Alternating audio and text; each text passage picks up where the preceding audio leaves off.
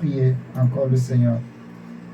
Donc, on avait parlé de Matthieu 14, versets 22 à 32, par rapport à l'histoire de l'apôtre Pierre, qui avait dit, en fait, la Bible dira que la nuit était arrivée, Jésus va leur dire de partir.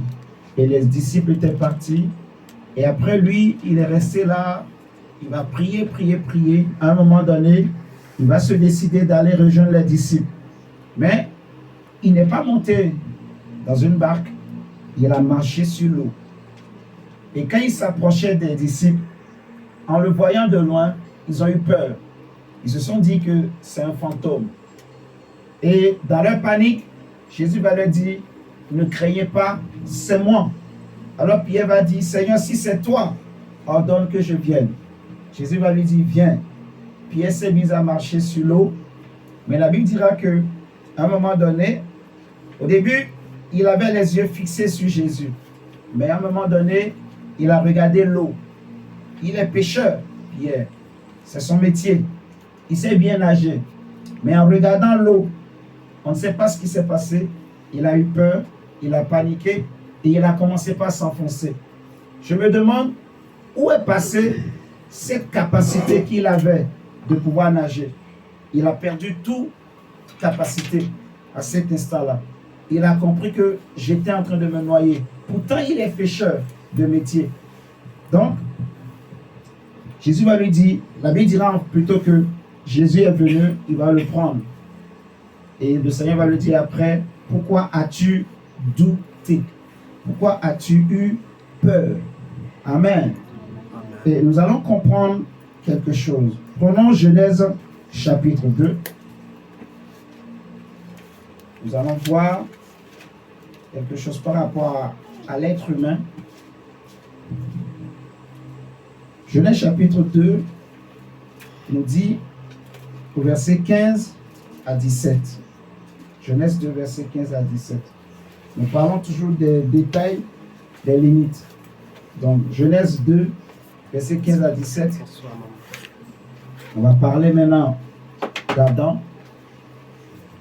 Vous devez savoir que la peur est aussi une limite.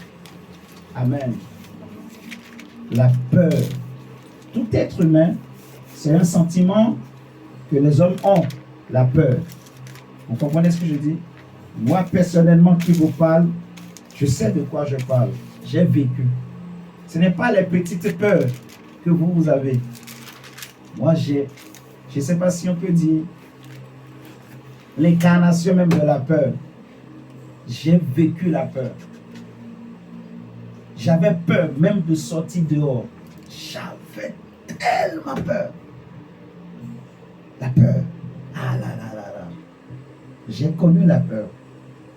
L'angoisse. J'avais peur. Même je suis seul chez moi.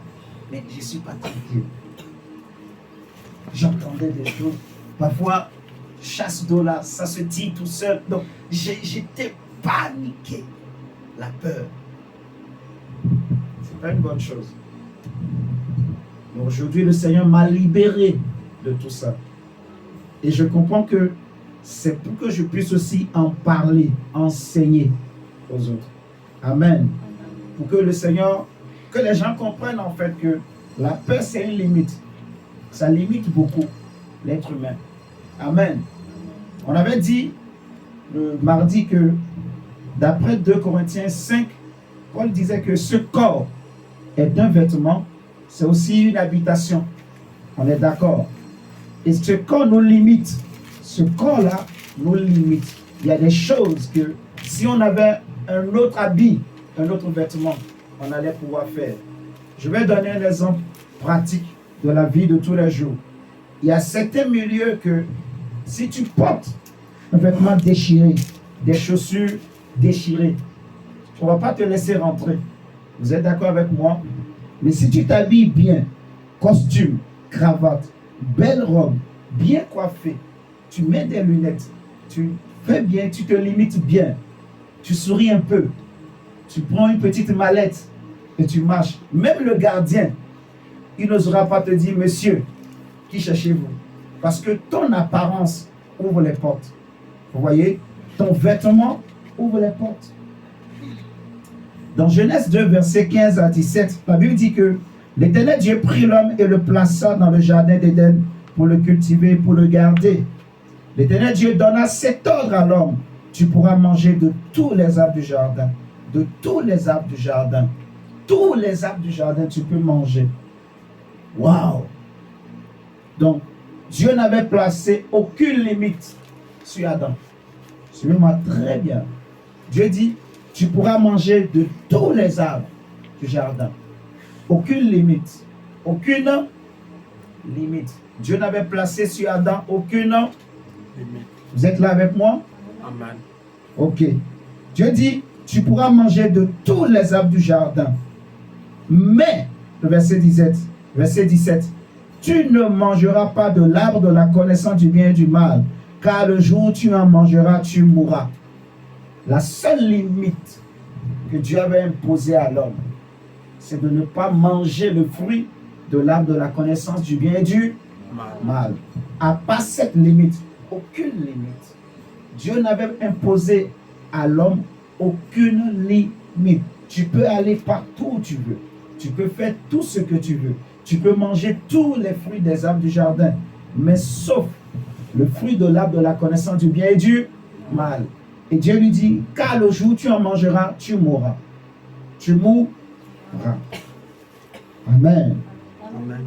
C'était tellement fort que même dans le verset 25 du même chapitre, on va nous dire quelque chose pour comprendre l'état d'esprit que Adam et Ève avaient en ce temps-là. La Bible dira que le verset 25, l'homme et sa femme étaient tous deux nus et ils n'en avaient point honte. Ils n'avaient pas honte. Ils étaient nus, mais ils n'avaient pas honte. Donc c'est comme si ils ne voyaient pas cette nudité-là. Amen. Amen. Pour eux, l'environnement qui les entourait ne savait pas qu'ils étaient nus, ne voyait pas qu'ils étaient nus. Ils n'étaient pas gênés. Amen, amen. Ils n'avaient pas honte de leur nudité.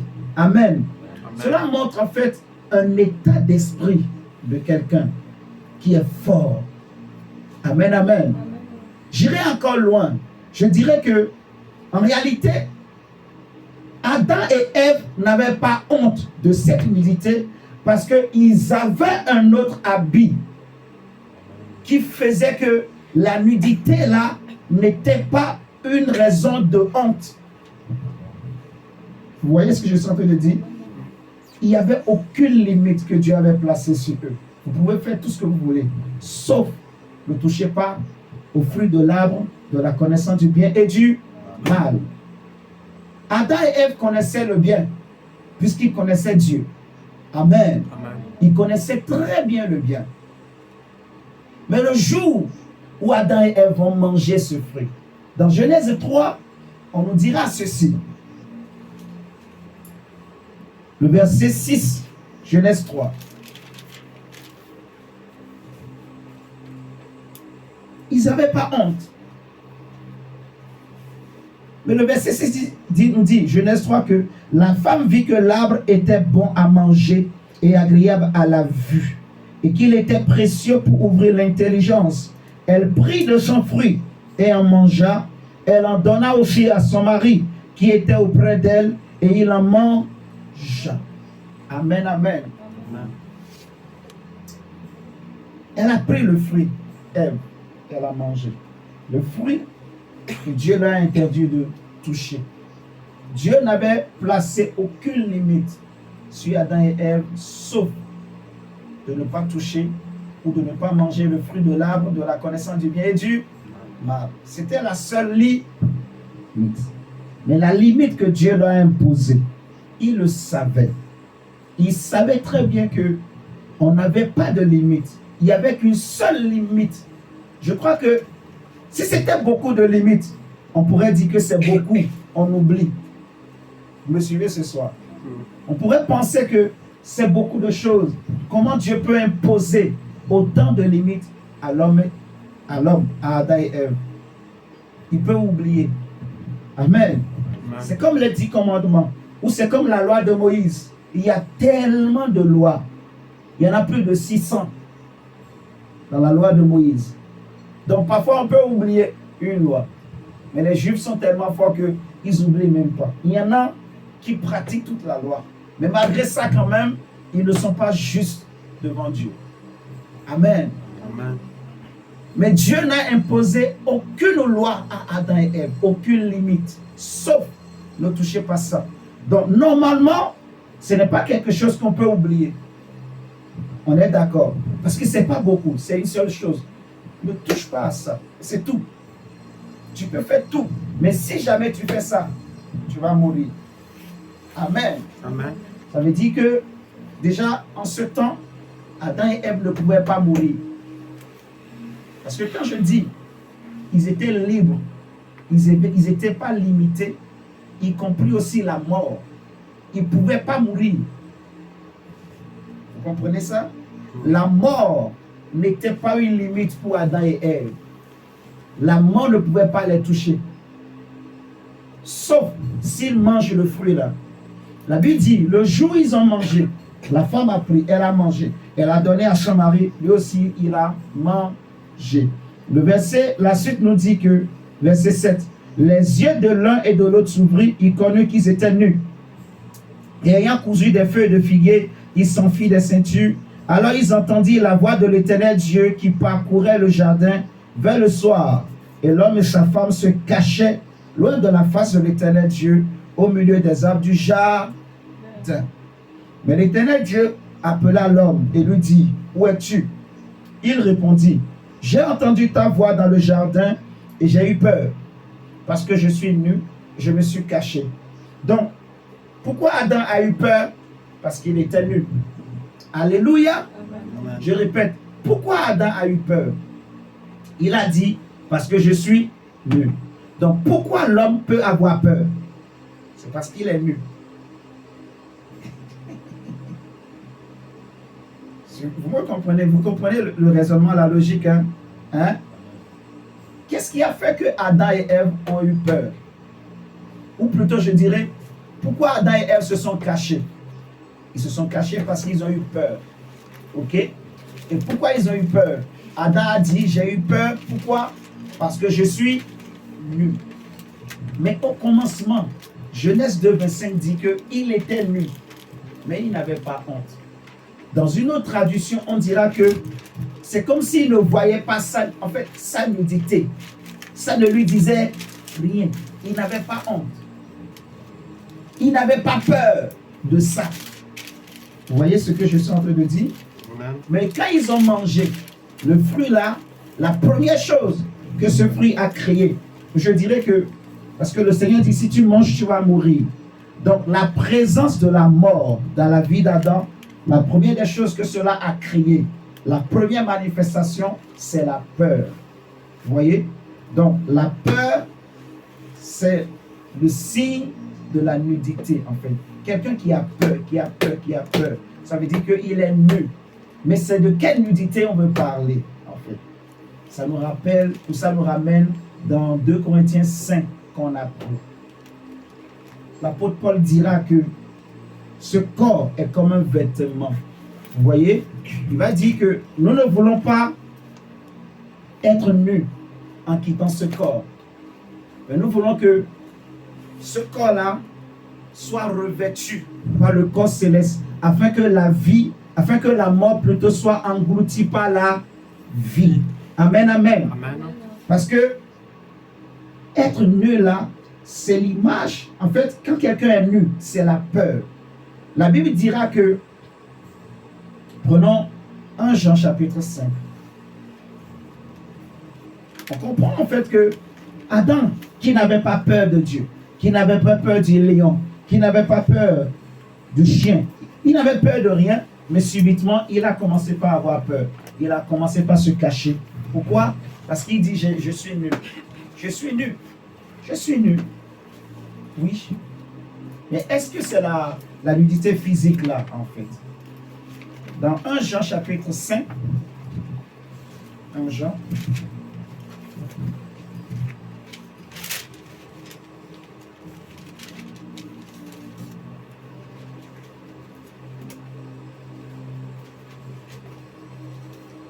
1 Jean chapitre 4 plutôt. Excusez-moi. 1 Jean chapitre 4, au verset 16 à 18. Il est dit ceci. Et nous avons connu l'amour que Dieu a pour nous et nous y avons cru. Nous avons connu l'amour que Dieu a pour nous et nous y avons cru. Dieu est amour.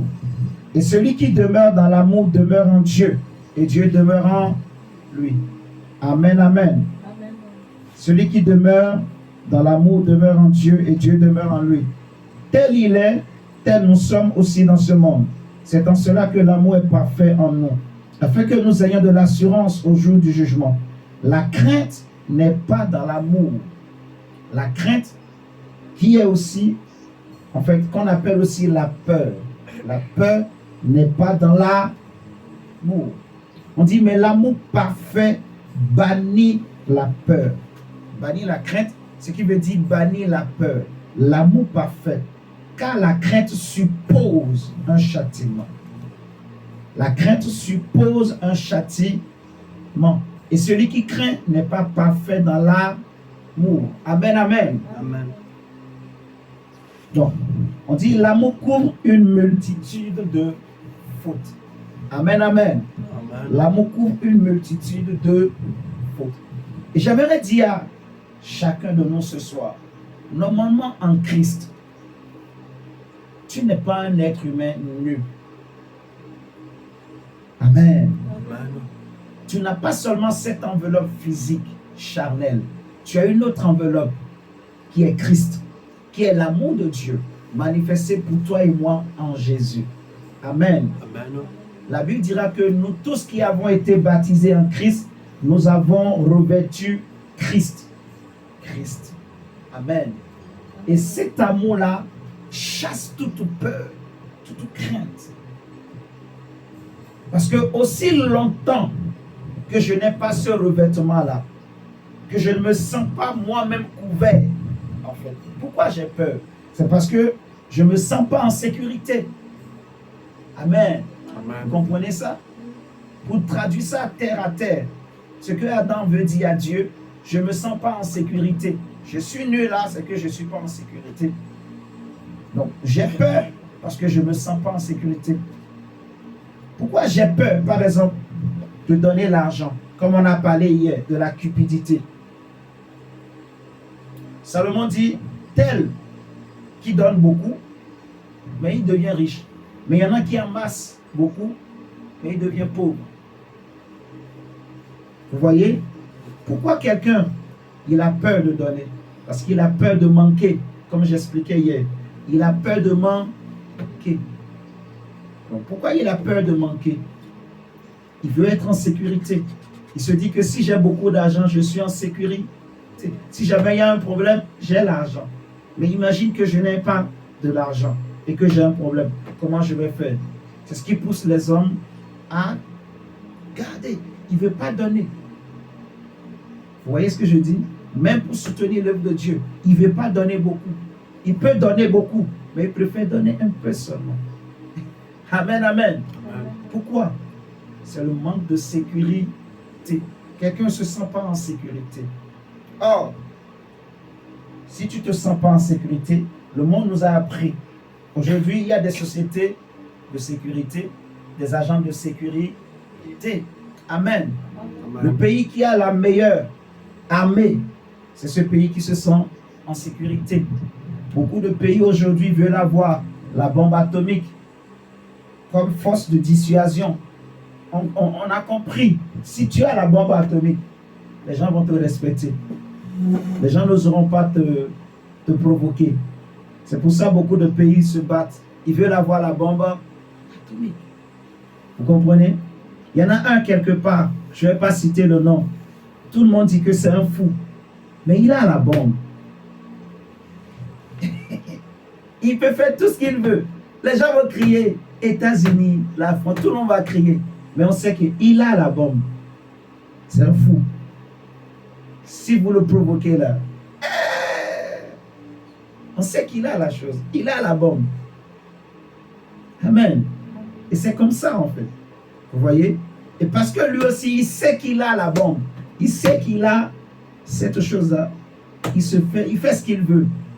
Il s'en fout de tout le monde. Vous comprenez ce que je dis? Israël, petit pays, il a la bombe. Est-ce que vous savez qu'Israël aussi est une puissance nucléaire? Israël a la bombe. Amen. Donc, provoque pas. Ce n'est pas une petite puissance. Israël fait partie des puissances militaires du monde. C'est une grande puissance militaire. Vous voyez? La sécurité. Donc, en gros, c'est une couverture, en fait. Cette bombe-là, cette armée-là, toutes ces armes-là servent de couverture pour ce pays. Amen. Amen. En réalité, ce dont j'ai besoin, c'est quoi? C'est une couverture, une protection. Et cette couverture-là, je la reçois en Christ.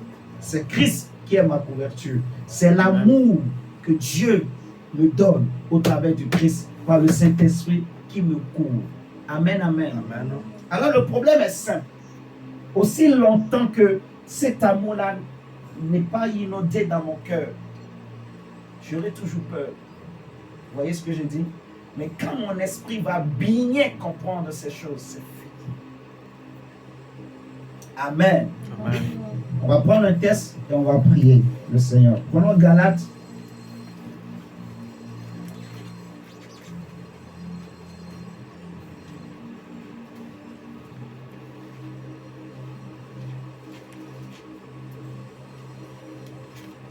Galates chapitre 2. Galates 2. On va prendre deux textes plutôt, on va prier. Galates 2. Le verset 26 à 27 nous dit, même 28 même, on dit, car vous êtes tous fils de Dieu par la foi en Jésus-Christ. Galates 2, verset 26. Vous êtes tous fils de Dieu par la foi en Jésus-Christ. Vous tous qui avez été baptisés en Christ. Vous avez revêtu Christ. Vous tous qui avez été baptisés en Christ. Vous avez fait quoi? Ah, pardon, excusez-moi. C'est chapitre 3. C'est chapitre 3.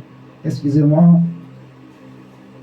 Galates chapitre 3, verset 26 à 28. Oui, c'est ça, c'est vrai.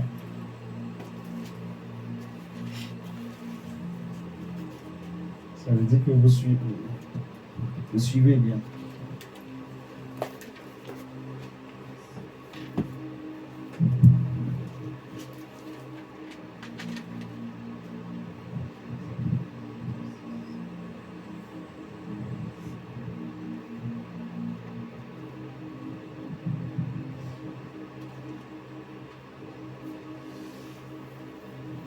Galates chapitre 3, verset 26 à 28.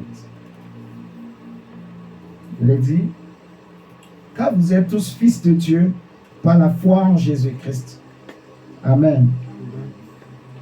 Vous tous qui avez été baptisés en Christ, vous avez revêtu Christ. Donc, le revêtement qu'on a, c'est Jésus. Amen. Sur cette terre. Parce que tous les êtres humains, à cause du péché, ils sont comme Adam. Ils sont nuls. Amen. Amen. Ils sont nuls. C'est pour cela qu'ils auront peur de manquer de l'argent. Ils auront peur du regard des autres.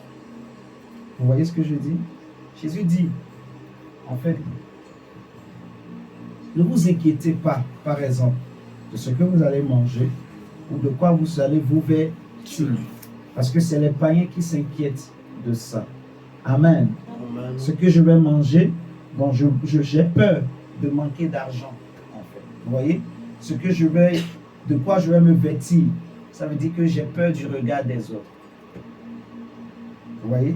Si je m'inquiète par rapport à ma manière de m'habiller, finalement, c'est par rapport à quoi?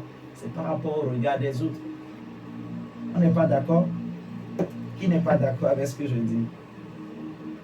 Hein? On a peur du regard des autres. On a peur de manquer. Vous voyez? On a peur de manquer de tout. Quand je parle du manque, là, manquer, la peur du manque, ce n'est pas seulement l'argent. Vous voyez? Dans tout. tous les domaines, on a peur de manquer. Vous voyez? On a peur du lendemain. On a peur de ne pas réussir. Vous voyez? On a peur que demain, là, on manque. En fait, on manque de l'argent. On manque d'un mari. On manque d'une femme. On manque des enfants. On manque de ceci. On manque. Vous voyez? On a peur. On a peur de manquer le but. De ne pas avoir le diplôme. De ne pas avoir ceci. On a peur du manque, en fait. Vous voyez ce que je dis? Et c'est tellement sournois ou, comment dire, c'est la ruse en fait, c'est rusé. Vous voyez? On a peur de beaucoup de choses en fait. On a peur du lendemain, on a peur de la nuit. Vous voyez? La peur, en fait. La Bible dit que nous tous qui avons cru en Jésus, nous avons été revêtus de Christ. Christ devient, par conséquence, un vêtement pour nous, un revêtement. Amen. Amen. Et on nous dit dans Romains chapitre 5, je vais lire le verset 28 d'abord, du Galates 3. On dit, il n'y a plus ni juif ni grec, il n'y a plus ni esclave ni libre, il n'y a plus ni homme ni femme, car tous vous êtes un en Jésus-Christ. C'est une façon de dire en fait que on est libre. Vous voyez ce que je dis? On est libre. Un homme libre, c'est un homme qui n'a pas de limite. Est-ce que vous savez que la loi de Moïse, comme j'ai dit tout à l'heure, il y avait beaucoup de choses que Dieu a demandé aux Juifs. Plus de 600 lois. 660 ou 640 ou 600 et quelques. En tout cas, c'est plus de 600 commandements que Dieu a donnés à Israël. Ça n'a rien à voir avec les 10 commandements. Vous comprenez ce que je dis? Mais est-ce que, si on te pose la question, combien de lois Jésus a demandé à l'Église? Est-ce que tu sais? Combien de choses Dieu a imposées? Qu'est-ce que l'Église doit pratiquer que Dieu lui demande? L'amour. L'amour. L'amour. Mais on va le dire autrement. Parce que si on dit juste l'amour, c'est vague. Vous comprenez ça? Christ ne nous a pas imposé les lois. Et c'est ça le problème, en fait. On est chrétien, mais le diable ne veut pas qu'on comprenne la puissance de l'évangile, qu'on vive l'évangile. Donc, il veut nous maintenir dans la loi de Moïse. Vous voyez? Quand l'amour de Dieu remplit le cœur de quelqu'un, la loi de Moïse devient naturelle. Il y a des choses, en fait, ça devient naturel. Ne pas voler, ne pas mentir. En fait, ce n'est plus un commandement, c'est ma vie. Parce que je suis rempli de l'amour de Dieu. Je ne peux pas voler, je ne peux pas mentir, je ne peux pas envier, je ne peux pas être jaloux ou jalouse. Vous voyez? Parce que je suis rempli de l'amour. Donc, Romains 5 nous dit ceci. On va prendre un troisième test. Romains 5, je vais vous le donner quand même. Romains 5, verset 5, la Bible dit ceci. Or, l'espérance ne trompe point, parce que l'amour de Dieu est répandu dans nos cœurs par le Saint-Esprit qui nous a été donné. L'amour de Dieu est répandu dans nos cœurs par le Saint-Esprit. Amen. Donc, le Saint-Esprit répand l'amour dans nos cœurs. Répand l'amour dans nos cœurs. Que Dieu repousse les limites qui nous empêchent d'être remplis de cet amour, de connaître cet amour, de vivre cet amour. Prenons un test dans Marc.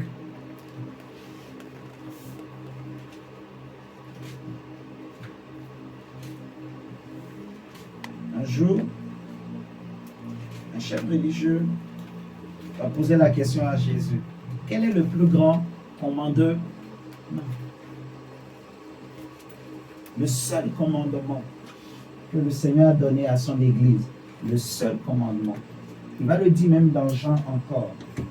Que le monde saura que vous êtes réellement mes disciples si vous vous aimez les uns les autres. Il va dire aussi que si quelqu'un m'aime, moi Jésus, il gardera mes commandements. Donc si je suis rempli de l'amour de Dieu, les commandements de Dieu deviennent faciles. La Bible dira que ils ne sont pas pénibles en parlant des commandements de Dieu. Ce n'est pas lourd. Quand je suis rempli de l'amour, mais comment je reçois l'amour, ce n'est pas l'esprit. Amen.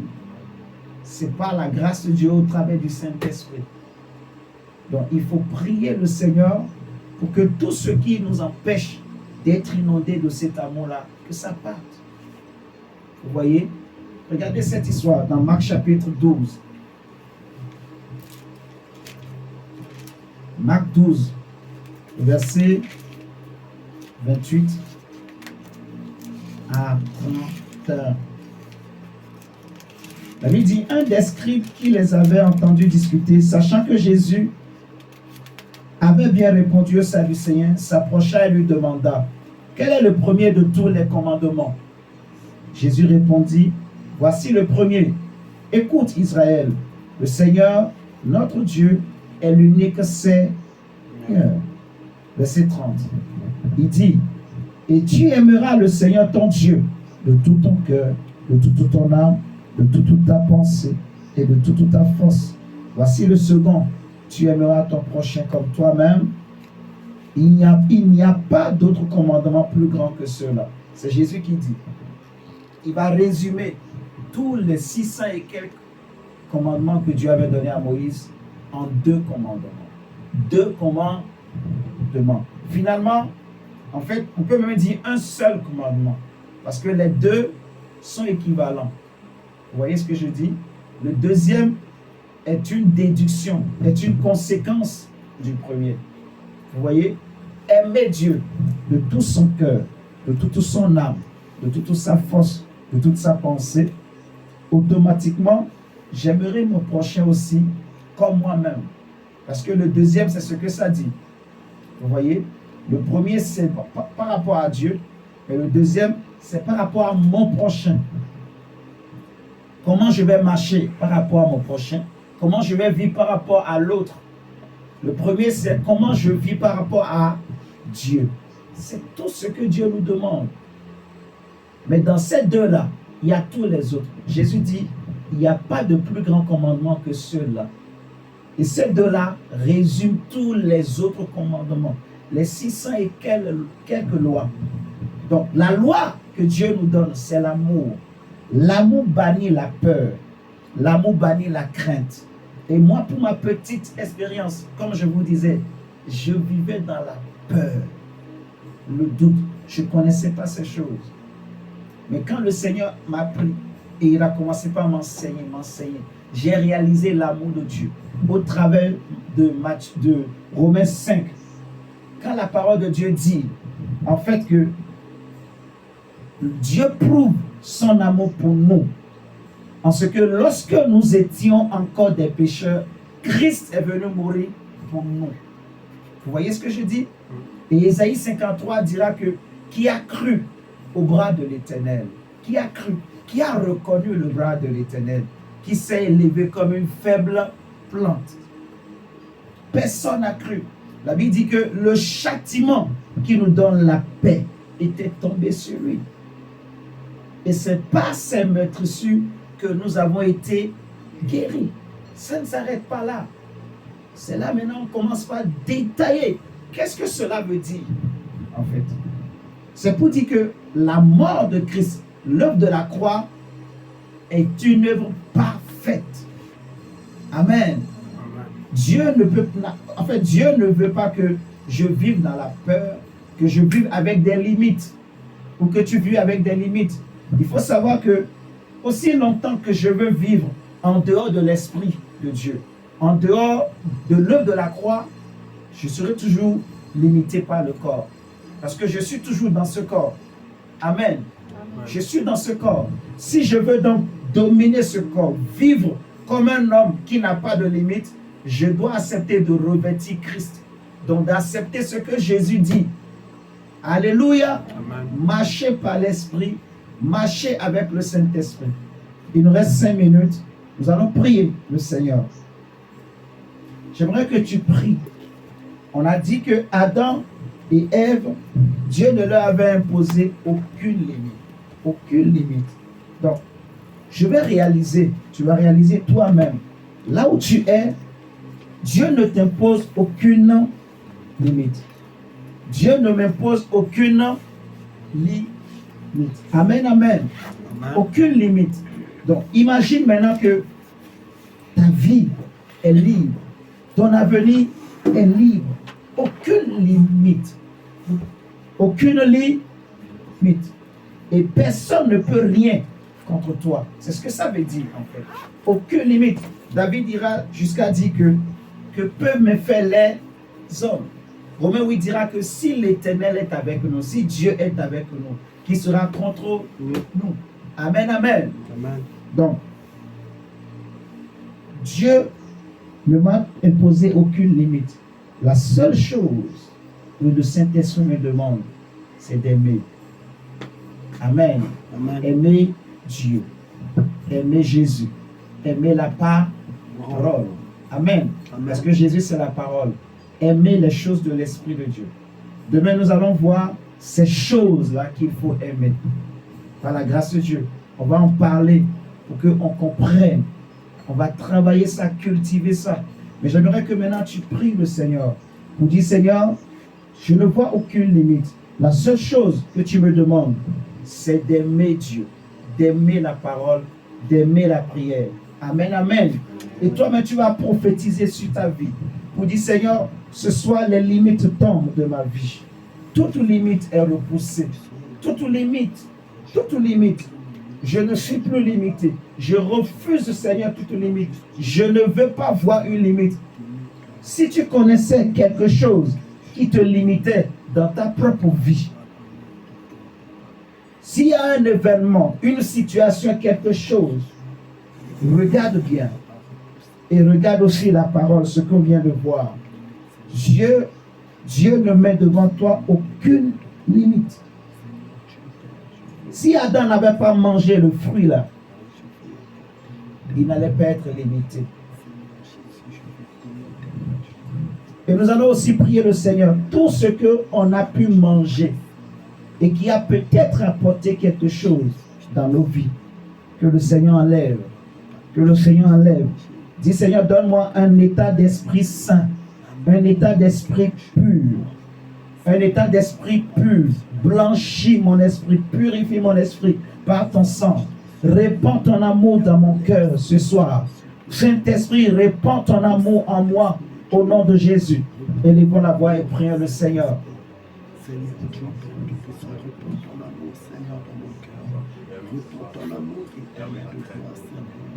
Jésus, que mon cœur soit rempli de ton amour, Seigneur. Car ta parole dit que nous devions aimer Dieu, Papa. Oh, Seigneur, merci. Saint-Esprit, merci. Dieu, je t'en supplie. Seigneur, nous prions que toutes sortes de limites tombent. Je déclare, Seigneur Jésus, Seigneur, que mon cœur soit rempli. que nous n'avons pas de limite. Que mon frère, ma soeur n'a pas de limite. Je déclare au nom de Jésus, parce que Dieu n'impose aucune limite à son Église, à son peuple. Tout ce qui pouvait limiter une femme, un frère, une soeur, Yahweh, cela tombe. Cela tombe, cela disparaît. Cela disparaît au nom de Jésus. Cela disparaît au nom de Jésus. Cela disparaît au nom de Jésus. Toute maladie qui était comme une limite, Oh Seigneur, je te prie, éternel Dieu. cela disparaît au nom de Jésus. Tu n'as pas de limite dans ta vie. Tu n'as pas de limite, mon frère, ma soeur. Tu n'as pas de limite au nom de Jésus. Dieu ne te pose aucune limite. Dieu ne t'impose aucune limite. Dieu ne t'impose aucune limite. Dieu ne t'impose aucune limite. Dieu ne t'impose aucune limite. Dieu ne t'impose aucune limite.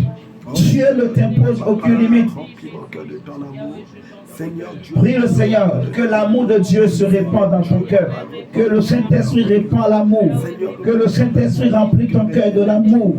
de l'amour, de l'amour, de l'amour de Christ, de l'amour de Christ, l'amour de Christ, l'amour de Christ. Tout ce qui empêchait que cet amour inonde ton cœur, que Dieu repousse cela. Tout ce qui empêchait que l'amour de Dieu inonde dans ton cœur, que le Seigneur repousse cela. Que le Saint-Esprit répand l'amour dans nos cœurs. Que le Saint-Esprit répand l'amour dans nos cœurs. Que le Saint-Esprit répand l'amour dans nos cœurs. Que le Saint-Esprit répand l'amour dans nos cœurs. Que le Saint-Esprit répand l'amour dans nos cœurs. Que le Saint-Esprit répand l'amour dans nos cœurs. Que le Saint-Esprit répand l'amour dans nos cœurs. Père, au nom de Jésus-Christ. Père, au nom de Jésus-Christ. Seigneur, répands ton amour dans nos cœurs ce soir. Seigneur, répands ton amour dans nos cœurs ce soir. Seigneur, répands ton amour dans nos cœurs. Seigneur, répands ton amour dans nos cœurs. Oh mon Dieu. Oh mon Dieu. Saint-Esprit répand l'amour. Saint-Esprit répand l'amour. Saint-Esprit répand l'amour. Saint-Esprit répand l'amour. Oh Saint-Esprit répand l'amour. Oh Saint-Esprit répand l'amour. Au nom de Jésus-Christ. Seigneur, merci. Seigneur, merci. Seigneur, merci. Amen, amen, amen, amen. Est-ce qu'on peut acclamer le Seigneur? Merci, Seigneur.